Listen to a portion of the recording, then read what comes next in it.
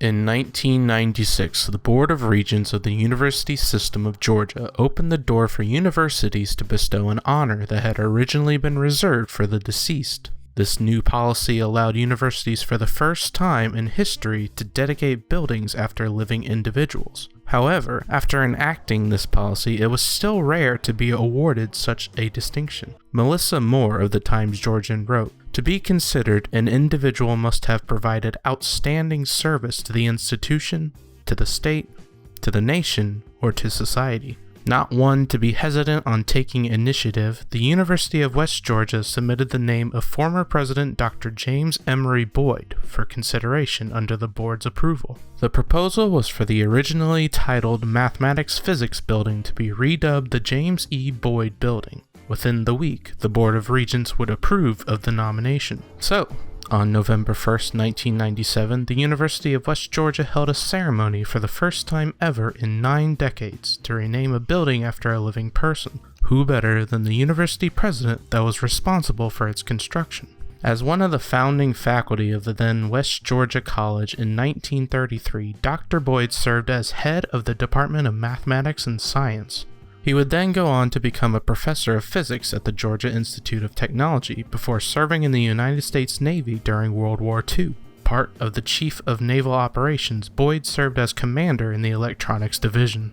In 1961, Dr. Boyd would be named as the 3rd president of West Georgia College, where he would become a catalyst for a decade of unprecedented growth at the university. Originally developed in 1968 at the cost of $630,000, the Boyd Building was one of 4 corners for the academic center developed underneath President Boyd, including the Pafford Building for Social Sciences, Ingram Library, and the Humanities Building, which is currently undergoing renovations as we speak.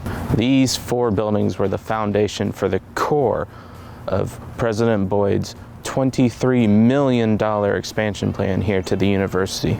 From 1961 to 1970, enrollment exploded from roughly 1,000 students to over 5,000, allowing for President Boyd to put his expansion and development program into motion.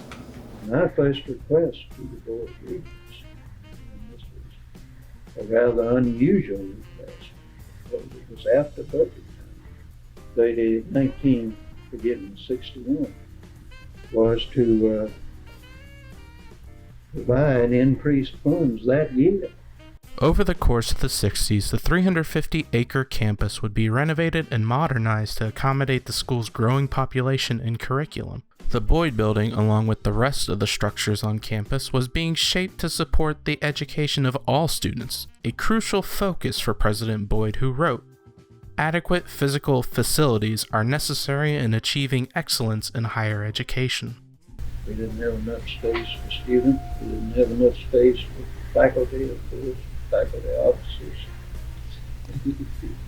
Didn't have enough classroom space. As a key piece of the academic center, the Boyd Building housed the mathematics and science departments along with the administrative office of the Science and Mathematics Division.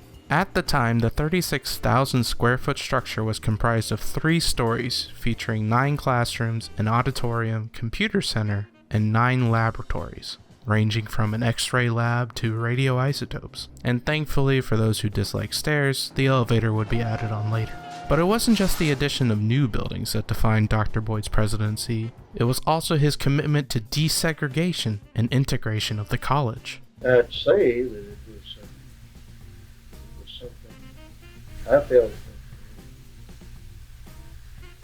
should proceed as rapidly as possible. In 1963, Boyd challenged the Board of Regents, gaining permission to enroll Lillian Williams, the first African-American student to attend West Georgia College. After only planning to attend for 1 semester, Williams would go on to become the first African-American graduate at West Georgia College, earning both her bachelor's and master's degrees in education. I was fully convinced. I had reached a point where I was totally convinced, I would say, that I had made the right decision. Here as well, I would like to be glad of West Georgia.